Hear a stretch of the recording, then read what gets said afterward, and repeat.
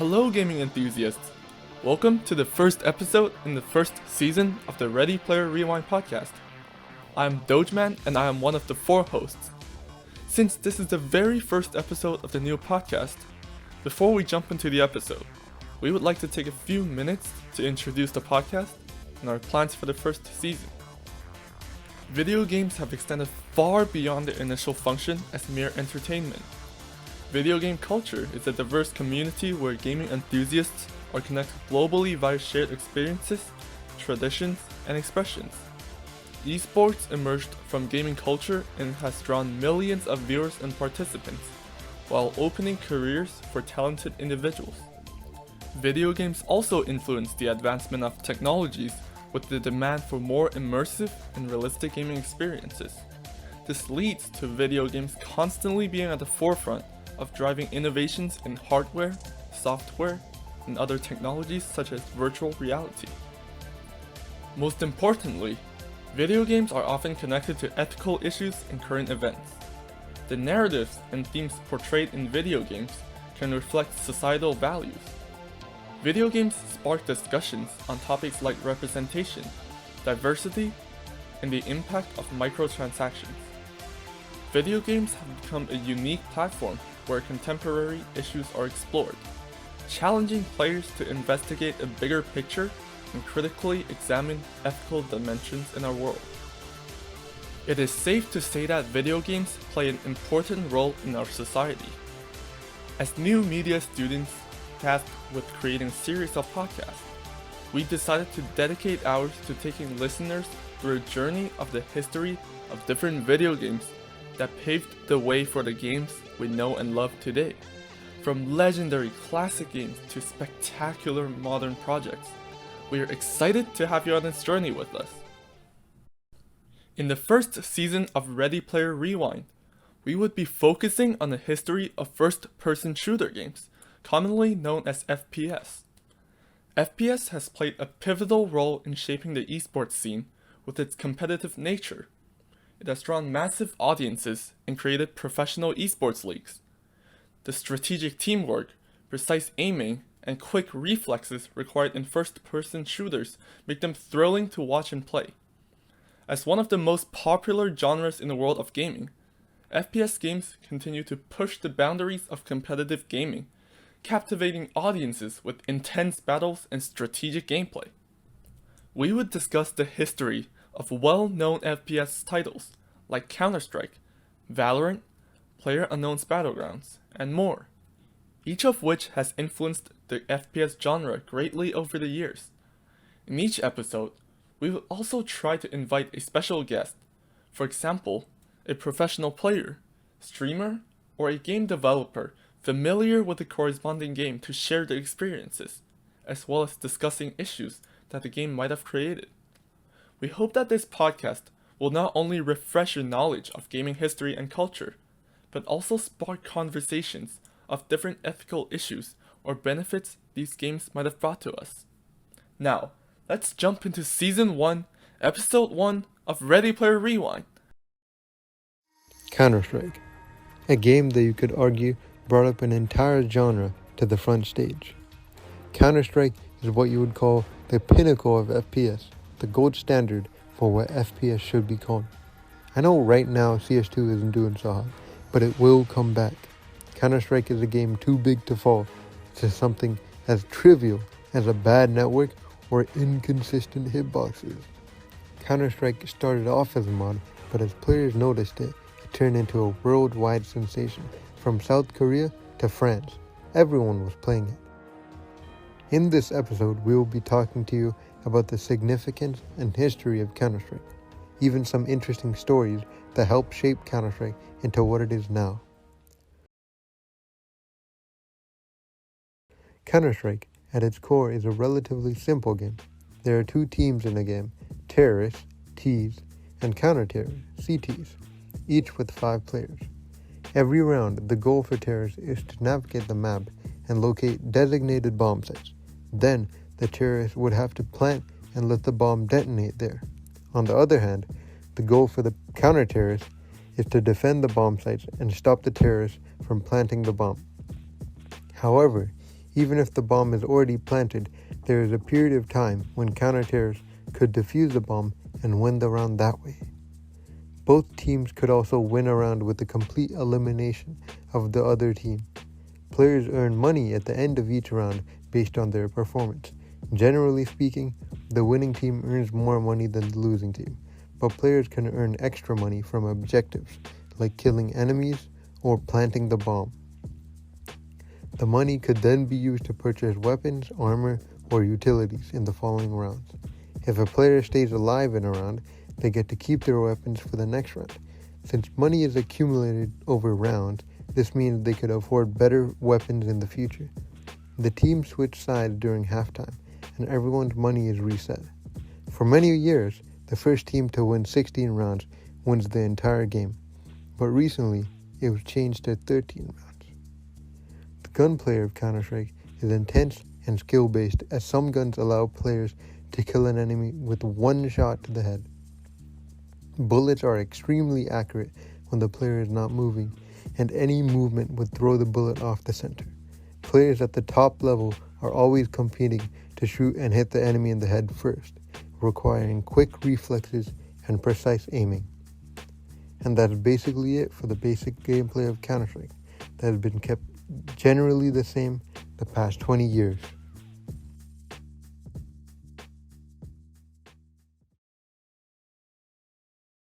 Chapter 1 Counter-Strike 1.6. The origin of Counter-Strike started with the legendary CS 1.6. In 1999, Min Guzman at Just Cliff introduced the road to Counter-Strike as a Half-Life mod. The creation gained such a popularity that Valve took notice, hiring the duo to turn it into a standalone game. The journey began with betas, released in June 1999, sparked interest and anticipation. By September 2000, Valve dropped the first official non-beta version, and Counter-Strike quickly became a hit.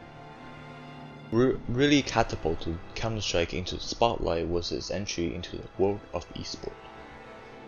In the year 2000, the Cyber Athlete Professional League hosted the first ever major for CS 1.6. A major is the pinnacle of CS competition, occurring twice a year in the modern era. Winning a major is one of the greatest achievements that anyone can have in esport, and earning the title of major winner will cement your name in the history of CS forever. Counter-Strike 1.6 is a legacy game, and it has laid the foundation for modern esport landscape.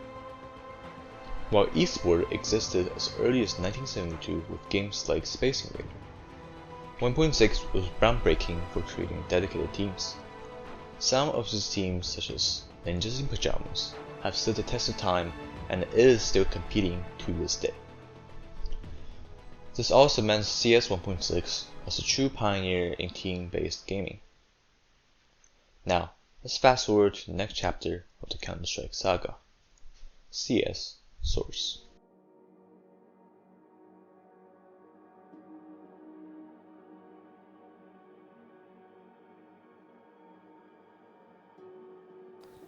Chapter 2 CS Source. As the gaming world was still basking in the glory of CS 1.6, Valve introduced a follow-up titled Counter-Strike Source. It all began with a beta release to owners of Counter-Strike Condition Zero. Source, powered by the new Source engine, retained the essence of its predecessor, but brought a fresh look and improved graphics to the table. However, not everyone embraced this new iteration.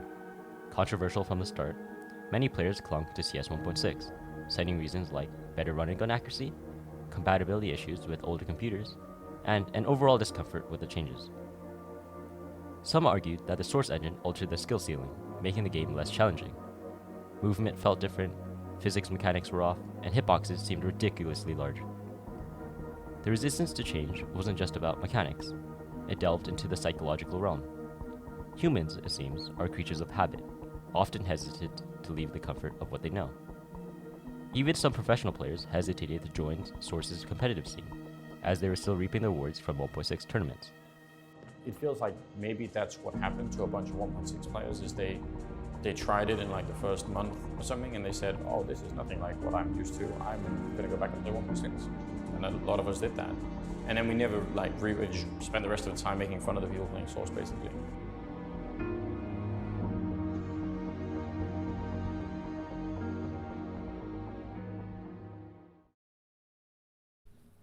Chapter 3: Counter-Strike Global Offensive. In 2010, Hidden Path Entertainment, a studio that worked with Valve to update Counter-Strike Source, began porting Counter-Strike Source onto gaming consoles. But in the early development stages of the game, Valve saw an opportunity to create a new Counter-Strike game that would take Counter-Strike into the next generation. In 2012, Valve released Counter-Strike Global Offensive, CSGO in short. The game was the new future of Counter-Strike. It introduced new maps, weapons, game modes, visuals, and more. But most importantly, CSGO introduced matchmaking. Prior to matchmaking, players had to manually join servers, with no information on the skill level of other players on the server. With matchmaking, the game automatically finds the best match for players. This allowed for a much more balanced gameplay, leading to a more enjoyable and friendly experience for players. Today, matchmaking is the standard and found in all FPS games. However, even with these new features, CSGO struggled in its early days. Simply said, it frickin' sucked. It was absolute dog shit from memory. It was really, really bad. I remember complaining about I remember people complaining about Molotovs, the recoil control. Everything was just different and everyone was very against it. I don't think I liked it because you're getting so used to the game you were playing before, and then you have to start on something new and the game isn't fully evolved and stuff like that. So you know there's coming more updates, but still you're just like, what the hell is this? And players did not like it. The game was unbalanced, full of game-breaking bugs, and the mechanics were really wonky. In fact, it was so bad that people literally predicted CSGO would kill Counter-Strike. In the first few months after the release of CSGO, there were only 50,000 players playing it, which was the same number of players that were still playing Counter-Strike 1.6 and Source. But even with the early struggles of CSGO, Valve did not give up on the game. They started putting out updates, focusing on core issues in CSGO, even communicating directly with the community and esports teams for feedback. Finally, after half a year of community feedback and updates, CSGO was different in a good way. Players started switching from CS 1.6 and Source into CSGO. The game also attracted all sorts of new players due to it being simple, easy to learn, but extremely hard to master. CSGO began to steadily gain popularity.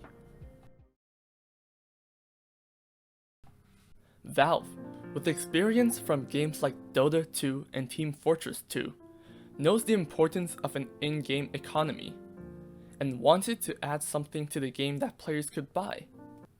We could make weapon skins, character customization. We could do new weapons, or we could just do cosmetic mesh changes to existing weapons. All these things have been modded by CS players in the past. In fact, all the examples that I just showed are community mods from Game Banana, so clearly there is a demand for customization.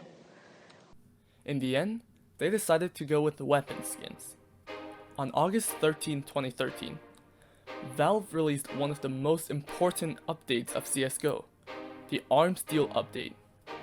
This update introduced weapon skins with different variables like rarity, condition, and patterns into the game. Players could not only unbox skins, but more importantly, they could sell or trade their skins on Steam. The skin economy attracted tons of players into the game in 2013. The skin economy is one of the most important aspects of Counter-Strike, with a huge community behind it today. If you think we were done with 2013, we are not. The first Valve recognized major tournament of CSGO, DreamHack Winter 2013, was held in Sweden in November. The tournament had a total prize pool of $250,000 split among 16 teams. Fnatic defeated Ninjas in Pajamas in the grand finals to become the first CSGO major winner. In the following years, the Counter-Strike competitive scene continued to grow, with bigger prize pools and larger tournaments. CS esports attracted millions of viewers worldwide, creating vibrant esports cultures around the game. CSGO had constantly been at the forefront of competitive gaming, with a huge influence on esports in general. There were 19 major tournaments that were hosted in CSGO, and these majors were the most prestigious events of CSGO, or even all of esports. However, competitive CSGO wasn't always a smooth ride. With the growing popularity of CS esports, and because skins can be traded or sold, there are some sites that allow you to bet on esports matches using your skin. One of the biggest CSGO scandals happened in August 2014, during the CEVIL Professional Season 5 tournament, the top level tournament in North America at the time. It involved a match between two teams, iBuyPower and netcodeguides.com. iBuyPower had already qualified for the playoffs, while netcodeguides.com had to win one more game to make it to the playoffs. iBuyPower was heavily favored to win the game because they were considered one of the best teams in North America. However, iBuyPower lost the match 4-16, with questionable plays throughout the game. This includes only using basic strategies, not having the team's dedicated sniper, Skadoodle, carry the sniper rifle when he had the chance to, and etc. There was an immediate suspicion of match fixing following the game, with discussions in the community, but no actions were taken by any party. However, in January 2015, the case resurfaced when a former girlfriend of an iBuyPower player posted text messages with evidence of match fixing. It's a complicated situation, and we're not going to go into details here. On January 26, 2015, Valve issued a blog post on the official Counter-Strike webpage titled Integrity and Fair Play. It announced the permanent bans of 6 players. Valve confirmed that a substantial number of high-valued items were transferred to the players' accounts.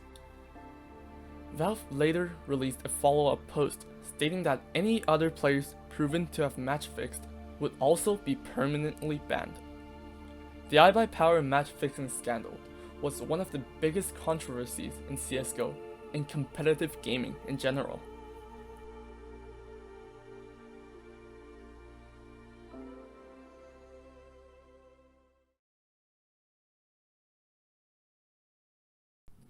Fast forward to 2017. Valve worked with publisher Perfect World to release CSGO in China, introducing the game to a huge market. This brought a significant impact on the CSGO skin economy, as a massive player base gained access to the CSGO skin market, not to mention that Chinese players loved skins. These factors led to a sharp increase in demand and therefore prices for skins. Remember when we said skins have variables like rarity, condition, and patterns? Well, there are some skins with extremely rare and unique patterns that attract collectors. These skins are also extremely expensive. However, it is very common to find Chinese collectors with more than $1 million worth of skins. In an extreme case, a factory new condition, pattern 387, known as the Blue Gem pattern case-hardened karambit knife, received a $1.5 million offer at the end of 2021, but the owner declined the offer. These insane prices would not have been possible without the release of CSGO to China, and the insane prices of skins have become what Counter-Strike is renowned for. CSGO has been a popular game for many years since its release, with a steady player base from 2015 to 2019, but it was not until 2020 when the game reached a new height in terms of popularity. As we all know, 2020 was the year COVID hit, meaning many people were forced to stay home with nothing to do. With more time at home in front of their computers, the video game industry saw an insane increase in players and revenue in 2020. This phenomenon can be seen in the player count of CSGO. In April 2020, CSGO hit 1.3 million concurrent players, which was the new peak at the time. Even in the few years following COVID, CSGO's popularity remained, with the game hitting peaks of over 1 million concurrent players from time to time, almost double the amount before COVID. Chapter 4: Counter-Strike 2. In March 2023, the sequel to Counter-Strike Global Offensive was announced, and Counter-Strike 2 replaced Global Offensive on Steam on September 27, 2023. Counter-Strike 2 features technical improvements over CSGO, with a new game engine, improved graphics, and map updates.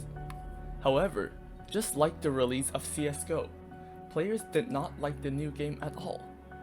First, players disliked the removal of CSGO from Steam, leading to inaccessibility to game modes that are not in CS2, such as Danger Zone. Players loved CSGO for its optimization, with low-end computers able to run the game smoothly, but the same level of optimization is nowhere to be found in CS2. The gameplay of CS2 is a mess. Professional players stated that the movement in CS2 is unresponsive and delayed. The gunplay of CS2 also feels different. Spray pattern seems to be random, and professionals always complain about shots that would have hit in CSGO are simply not hitting in CS2. Not to mention that CS2 was full of game-breaking bugs and cheaters, severely damaging the player experience. Players would constantly run into cheaters in Premier Mode, the competitive game mode in CS2, and these cheaters are simply not getting banned. Recently, an even more serious problem was found in CS2. There was an exploit in the game that allowed players to steal other players' IP address, and it was a huge safety concern. Luckily, Valve was quick to take action and fix this problem.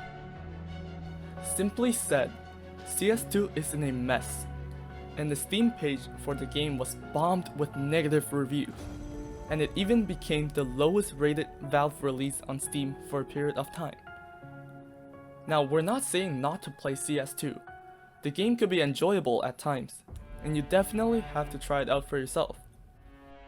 The release of CS2 is almost like a repeat of the release of CSGO, with the game receiving negative feedback in the beginning. But Valve did a good job getting community feedback and fixing the game for CSGO. Now, will they do the same for CS2? No one knows. We'll have to see.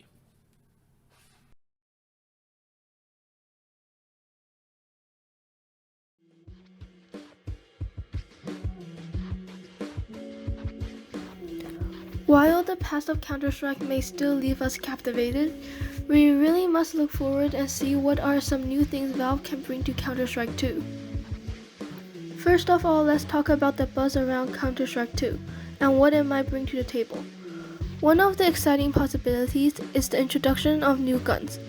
CS2 has added the new buy menu system and comparing it to older generation, allowing for more customization for a player's arsenal. So there is a great chance that we might see new weapons soon. Now let's discuss game modes. The traditional bomb defusal and hostage rescue has been staples of Counter-Strike gameplay. However, with CS2, there's a chance we might get to see a brand new game mode, injecting a new level of excitement and variety into the gaming experience. Of course, we can't forget about skins, a favorite among the community. With the last release case being almost a year ago, we might soon get to see some new skin added. Now let's address some potential challenges, and there seems to be a lot. One area that could use improvement is the game stability. There has been way too many bugs and game issues in comparison with CSGO. And of course, the demand for an enhanced anti-cheat system cannot be overstated. The number of cheaters in CS2 Right can almost be seen as norm, and that's saying a lot. Maintaining the integrity of competitive play and ensuring a fair gaming environment is crucial for the long-term success of Counter-Strike 2. The future of CS has shown that it could do with much work, but we think that even with the problems of the game in the current stage, the devs will eventually be able to fix, and it's just a matter of time.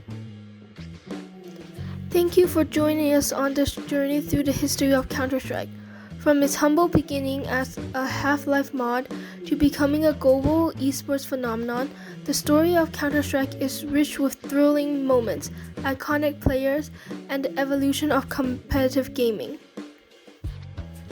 Thanks for tuning in to Ready Player Rewind. If you enjoyed this episode, please leave us a review on Spotify and YouTube, plus share it with your friends and family. Catch us in the next episode as we uncover the history of Halo. Until next time, gamers.